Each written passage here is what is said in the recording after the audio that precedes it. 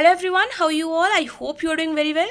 My dear aspirants, in this video we are going to discuss two sections, quantitative aptitude and reasoning. This will be your to-do list for RRB PO clerk preparation, जहां पर आप अभी से pre के preparation start कर रहे हैं, पर हमें मेंस को साथ साथ में लेकर चलना है। तो हमें किस तरीके से प्रिपरेशन करनी चाहिए कि हमारा इन वन गो ये एग्जाम क्लियर हो जाए। मैंने भी यही किया था और मैंने फर्स्ट टाइम आरआरबी का एग्जाम दिया था, फर्स्ट टाइम में ही क्लियर हुआ है। ठीक है, अगर आप भी एग्जैक्टली यही करेंगे then you are going to take the selection this year. Okay, थोड़ी बहुत मॉडिफिकेशंस आप खुद से कर सकते हैं। ठीक है, so this is going to be our to do list for RRB PO clerk quant and reasoning section. आप मुझे कमेंट सेक्शन में इतना बताइएगा कि बहुत ज़्यादा मुझसे स्टूडेंट्स रिक्वेस्ट कर रहे हैं कि फिर से टू डू लिस्ट स्टार्ट करने के लिए, जो हमने एसबीआई क्लर्क के नाम से की हुई थी, उसे फिर से स्टार्ट करने के लिए, which will be aimed at RRB PO and clerk. क्या मुझे वो करना चाहिए, आप मुझे कमेंट सेक्शन में बताइएगा। ठीक है, now let's start. Quantitative aptitude 1 pre level sectional mock आपको हर दिन करना है। एवरी सिंगल डे आप एक सेक्शनल मॉक करेंगे। अब सेक्शनल मॉक अगर आपके पास है तो सबसे बेस्ट है, नहीं है तो आप क्या कर सकते हैं उसके बदले कि DI 4 प्री लेवल के कहीं से भी ढूंढ कर DI 4 प्री लेवल के आपको सॉल्व करने हैं। और ये याद रखिएगा कि वो अलग अलग टाइप के होने चाहिए, एक ही टाइप के नहीं होने चाहिए। सॉल्व करने का आपका टारगेट होगा 10 से 12 मिनट्स।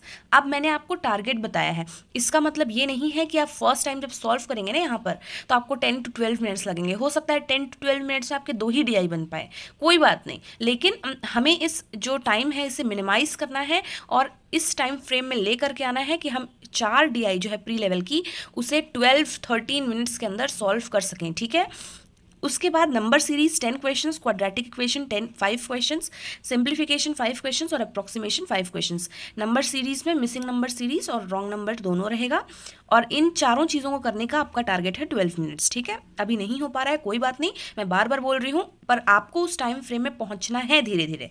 हर चीज़ आपको याद रखनी है, हर चीज़ आपको टाइमर के साथ प्रैक्टिस करनी है। जैसे ये चीज़ें प्रैक्टिस कर रहे हैं तो मैंने क्यों बोला कि आप मॉक कर सकते हैं या फिर ये कर सकते हैं, क्यों बोला ऐसा, क्योंकि आपको इसको टाइमर के साथ ही तो करना है, तो एक प्रकार से वो आपका मॉक ही हुआ।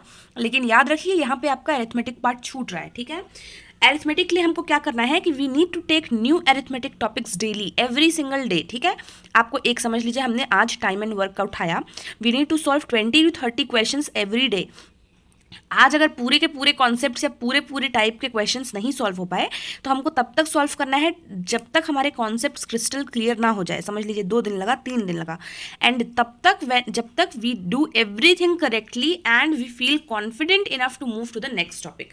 ये हमारा हो जाएगा एक चैप्टर, उसके बाद हमको दूसरे चैप्टर में मूव करना है and once all the topics are completed we need to start again. ठीक है, और ये अरिथमेटिक का टॉपिक अगर हम पढ़ रहे हैं तो हमारे जो इम्प्रूवमेंट है दिखना चाहिए ना हमारे मॉक्स में, तो इस चीज़ को याद रखिएगा। आप जो भी पढ़ रहे हैं ना उसको ज़रूर, उस टॉपिक को तो ज़रूर अरिथमेटिक का जो क्वेश्चन रहेगा मॉक्स में, जो आप मॉक्स देते हैं, जो मैं सेक्शनल मॉक्स की बात कर रही हूँ और जो हम नॉर्मल हर दिन हमको मॉक टेस्ट, एक होल मॉक टेस्ट देना होता है, उसमें भी आप अपने आप को टेस्ट करिएगा कि अरिथमेटिक आप जो पढ़ रहे हैं उसमें आप इम्प्रूव कर रहे हैं या नहीं, वरना आपके पढ़ने का कोई मतलब नहीं है। ठीक है, and once in a week आपको क्या करना है कि ये जो भी मैंने बताया ना आपको, इसको छोड़ के आपको क्या करना है, एक मेंस लेवल का मॉक देना है, सेक्शनल मॉक। ठीक है, आपके पास जो आपने पैकेज वगैरह लिए होते हैं मॉक टेस्ट के, वहाँ पर मेंस के मॉक टेस्ट बहुत सारे रहते हैं, तो उसमें से क्वांट का उठा लिया हमने और उसको सबमिट कर दिया, तो एक प्रकार से हमारा वो क्वांट का सेक्शनल मॉक हो गया। ठीक है, तो उसको पूरा सॉल्व करना है, सबमिट हो जाएगा। उसके बाद आपके जो भी मार्क्स आए, आपने जैसा भी परफॉर्म किया हो, लेकिन उसको सबमिट करने के बाद आप इंश्योर करिए कि आप सारे क्वेश्चंस करें। कुछ क्वेश्चंस उस दिन बच भी जाएं तो कोई बात नहीं, आपको नेक्स्ट डे के लिए उसको रख लेना है। जब हम बोलते हैं ना कि आपको मेंस की एक DI करती रहनी है, तो आप उसको रख लीजिए और मेंस के कैटेगरी में आप फिर उसको सॉल्व करिएगा। किस कैटेगरी में, क्वांटिटेटिव एप्टीट्यूड में, जैसा मैंने आपको बोला DI 4 प्री लेवल की आपको करनी है, वैसे ही एक DI आपको हर दिन मेंस लेवल की करनी है। मतलब ये आपको छोड़ना नहीं है, आपको एवरी सिंगल डे एक DI मेंस लेवल की करनी है।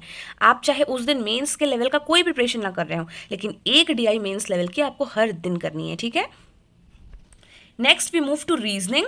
रीजनिंग में भी उसी तरीके से आपको एक सेक्शनल मॉक देना है, और अगर ये चीज़ नहीं दे रहे हैं सेक्शनल वाला तो 4 प्री लेवल के पजल्स करिए। इसका टारगेट आपका 10 मिनट्स होना चाहिए। और जो बाकी मिसलेनियस पार्ट्स होते हैं लाइक कोडिंग, डिकोडिंग हो गया, सिलॉजिज्म हो गया, इस तरीके से 4 टॉपिक आपको हर दिन उठाने हैं, अलग अलग बदलते रहने चाहिए वो टॉपिक। जैसे आज हमने coding, decoding, syllogism, direction sense वाले क्वेश्चन कर लिए और ब्लड रिलेशन, तो नेक्स्ट डे फिर हमारे उन टॉपिक्स में इनपुट आउटपुट भी आना चाहिए। नेक्स्ट है फिर हमारे टॉपिक्स के अंदर इनइक्वालिटीज़ भी आनी चाहिए। तो इस तरीके से बदलते रहिएगा, हर दिन 4 टॉपिक पिक करके 5-5 क्वेश्चंस उनके करिएगा और इसका टारगेट भी 10 मिनट्स होना चाहिए। तो एक प्रकार से ये आपका सेक्शनल मॉक हो गया, ठीक है। पर इसको मॉक के ही तरीके से करिएगा, मैं आपसे रिक्वेस्ट कर रही हूँ कि आपका सेक्शनल मॉक से बहुत ज़्यादा इंप्रूवमेंट होता है, इसलिए इसको मॉक के ही तरीके से करिएगा ताकि आपकी स्पीड जो है ना उस पर वर्क कर सके आप। एक मेंस लेवल का DI जैसे मैंने आपको बोला क्वांट में, उसी तरीके से आपको यहाँ पर एक मेंस लेवल का पजल डेली सॉल्व करना है। And once in a week आपको एक सेक्शनल मेंस का मॉक करना ही है, ठीक है। आपको उसमें ट्राई करना है कि आप इम्प्रूव करें। बार बार जब भी आप सेक्शनल मेंस का मॉक देते हैं ना, तो आप उसमें इम्प्रूव करें, और जहाँ भी आपको फील होता है कि आपके फ्लॉज हो, चाहे वो प्री का मॉक हो चाहे वो मेंस का मॉक हो, आपको सिर्फ मॉक टेस्ट ऐसे ही नहीं देना होता है, आपको एक प्रॉपर एनालिसिस करनी होती है। मैंने स्पेशली आपको ना एक एनालिसिस वाली वीडियो है जहाँ पर मैंने आपको प्रॉपर एनालिसिस क्या होती है ना वो अच्छे से समझाया हुआ है। स्मार्ट कीड़ा का मॉक टेस्ट मैंने आपको सॉल्व करके भी दिखाया हुआ था। उसको जब हम सबमिट कर देते हैं तो वहाँ पर एनालिसिस पार्ट जो है ना वो सबसे बेस्ट मुझे स्मार्ट कीड़ा का लगता है। अगर आप एक बिगिनर हैं और अभी मॉक टेस्ट लेना चाहते हैं तो स्मार्ट कीड़ा का ले सकते हैं, बहुत ही अफोर्डेबल प्राइस में आप परचेज कर सकते हैं। वहां पर जाकर आप या तो SBI क्लर्क का या तो RRB का मॉक टेस्ट परचेज कर लीजिए। वहां पर जो एनालिसिस पार्ट होता है ना उसको आप सबसे ज़्यादा अच्छे से यूटिलाइज कर पाएंगे, क्योंकि अगर कुछ ऐसे स्टूडेंट्स हैं जिनको इंप्रूवमेंट अपने आप में नहीं दिख रही है, दैट मीन्स एनालाइज अच्छे से नहीं कर पा रहे, और ये एनालिसिस के लिए बेस्ट रहेगा।